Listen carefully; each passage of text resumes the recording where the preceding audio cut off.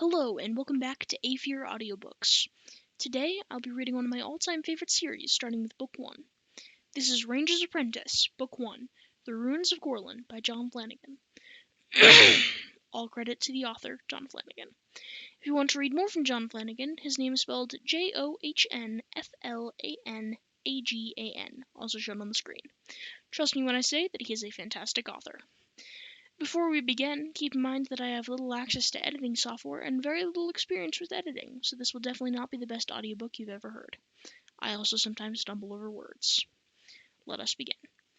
Oh, and may I mention that this is also a clean audiobook, so every time that there's a swear word, I will not be saying it. I will replace it. Because I don't swear. Even for audiobooks. Chapter 12. Holt examined the target Will had been shooting at and nodded. "Not bad at all," he said. "Your shooting is definitely improving." That is not Holt's voice. Okay. Will couldn't help grinning. That was high praise indeed from Holt. Holt saw the expression and immediately added, "With more practice, a lot more practice, you might even achieve mediocrity." Will wasn't absolutely sure what mediocrity was, but he sensed it wasn't good. The grin faded and Holt dismissed the subject with a wave of his hand. "That's enough shooting for now. Let's go," he said, and set off, striding down a narrow path through the forest. "Where are we going?" Will asked, half running to keep up with the ranger's longer strides. Holt looked up at the trees above him. "Why does this boy ask so many questions?" he asked the trees. Naturally, they didn't answer. They walked for an hour before they came to a small collection of buildings buried deep in the forest. Will was aching to ask more questions, but he learned by now that Holt wasn't going to answer them, so he held his tongue and bided his time. Sooner or later, he knew, he'd learn why they'd come here. Holt led the way to the largest of the ramshackle huts, and stopped, signaling for Will to do likewise. "Hello, old Bob," he called. Will heard someone moving inside the hut. Then a wrinkled, bent figure appeared in the doorway. His beard was long and matted and a dirty white color. He was almost completely bald. As he moved toward them, grinning and nodding a greeting to Holt, Will caught his breath. Old Bob smelled like a stable, and none too clean one at that. "Morning to you too, Ranger," said old Bob. Who's this you brung to see me?" He looked keenly at Will. The eyes were bright and very alert, despite his dirty, unkempt appearance. "This is Will, my new apprentice," said Holt. "Will, this is old Bob." "Good morning, sir," said Will politely. The old man cackled. "Calls me sir! Hear that, Ranger? Calls me sir! Make a fine ranger, this one will." Will smiled at him. Dirty as he might be, there was something likable about old Bob. Perhaps it was the fact that he seemed to be in no way overawed by Holt. Will couldn't remember seeing anyone speaking to the grim-faced ranger in quite this familiar tone before. Holt grunted impatiently. "Are they ready?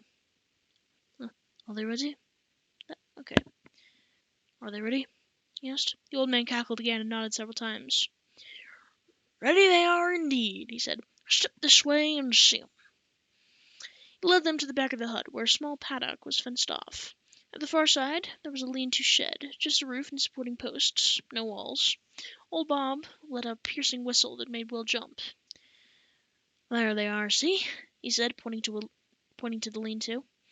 Will looked and saw two small horses trotting across the yard to greet the old man. As he came closer, he realized that one was a horse, the other was a pony. But both were small, shaggy animals, nothing like the fierce, sleek battle horses that the Baron and his knights rode to war. The larger of the two trotted immediately to Holt's side. He patted its neck and handed it an apple from a bin close by the fence. The horse crunched it gratefully. Holt leaned forward and said a few words into its ear. The horse tossed its head and neighed, as if it were sharing some private joke with the ranger. The pony waited by old Bob until he was given an apple to crunch as well. Then it turned one large, intelligent eye on Will. "This one's called Tug," said the old man. "He looks about your size, don't he?" He passed the rope bridle to Will, who took it and looked into the horse's eyes. He was a shaggy little beast. His legs were short but sturdy. His body was barrel-shaped. His mane and tail were ragged and unbrushed.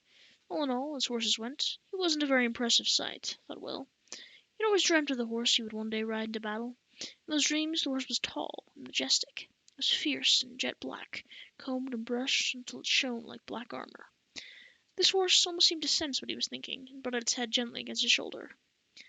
"I may not be very big," its eyes seemed to say, "but I might just surprise you." "Oh," said Holt. "What do you think of him?" He was fondling the other horse's soft nose. They were obviously old friends. Will hesitated. He didn't want to offend anyone. "He's sort of small," he said finally. "So are you," Holt pointed out. Will couldn't think of an answer to that. Old Bob wheezed with laughter. "He ain't no battle horse, are you, boy?" he asked. "Well, no, he isn't," Will said awkwardly. He liked Bob and felt any criticism of the pony might be taken personally, but old Bob simply laughed again. "But to run any of those fine, fancy-looking battle horses into the ground," he said proudly. "He's a strong un, this un. He'll keep going all day, long after them fancy horses have laid down and died." Will looked at the shaggy little animal doubtfully. "I'm sure he will," he said politely. Holt leaned against the paddock fence. "Why don't you see?" he suggested. "You're fast on your feet. Turn him loose and see if you can capture him again." Will sensed the challenge in the ranger's voice. He dropped the rope bridle. The horse, as if realizing that this was some sort of test, skipped lightly away into the center of the small enclosure. Will ducked under the fence rails and walked softly toward the pony. He held out his hand invitingly. "Come on, boy," he said. "Stand still there." He reached out his hand for the bridle, and the little horse suddenly wheeled away. It shied to one side, then the other, and sidestepped neatly around Will and danced backward out of reach. He tried again. Again, the horse evaded him easily. Will was beginning to feel foolish. He advanced on the horse, and it backed away, moving closer and closer to one of the corners. Then, just when Will thought he had it, it nimbly danced to one side and was away again. Will lost his temper now and ran after it. The horse whinnied in amusement and romped easily out of his reach. It was enjoying this game. And so it went. Will would approach, the horse would duck and dodge and escape, even in the close confines of the small paddock. He couldn't catch it. He stopped. He was conscious of the fact that Holt was watching carefully. He thought for a moment or two. There might be a way to do it. He'd never catch a horse as light as on its feet and fast moving as this one. There must be another way. His gaze fell on the bin of apples outside the fence. Quickly, he ducked under the rail and seized an apple. Then he went back into the paddock and stood stock still, holding the apple out. "Come on, boy," he said. Tug's ears shot up. He liked apples. He also thought he liked this boy. He played this game well. Tossing his head approvingly, he trotted forward and took the apple delicately. Will seized hold of the bridle, and the pony crunched the apple. If a horse could be said to look blissful, this one did. Will looked up and saw Holt nodding approval. "Well thought out," said the ranger. Old Bob elbowed the grey-cloaked man in the ribs. "Clever boy, that," he cackled. "Clever and polite. That'll make a good team with Tug, won't he?" Will patted the shaggy neck and the pricked-up ears. He looked now at the old man. "Why do you call him Tug?" he asked. Instantly, Will's arm was nearly torn from its socket as the pony jerked its head back. Will staggered, then regained his balance. Old Bob's braying laugh rang out around the clearing. "See if you can guess," he said delightedly. His laughter was infectious, and Will couldn't help smiling himself. Will glanced up at the sun, which was fast disappearing between the trees that fringed old Bob's clearing and the meadows beyond. "Take him over to the lean-to, and Bob can show you how to groom him and look after his tack," he said. Then added to the old man, "We'll stay with you tonight, Bob, if that's not inconvenient." The old horse handler nodded his hand in pleasure. "I'll be glad of the company, Ranger. Sometimes I spend so much time with the horses I think I'm one myself." Unconsciously, he dipped a hand into the apple barrel and selected one, absentmindedly crunching into it, much as Tug had done a few minutes earlier. Holt watched him, one eyebrow raised. "We might be just in time," he observed dryly. "And tomorrow I'll see if Will can ride Tug as well as catch him," he said, guessing as he said it that his apprentice would get very little sleep that night. He was right.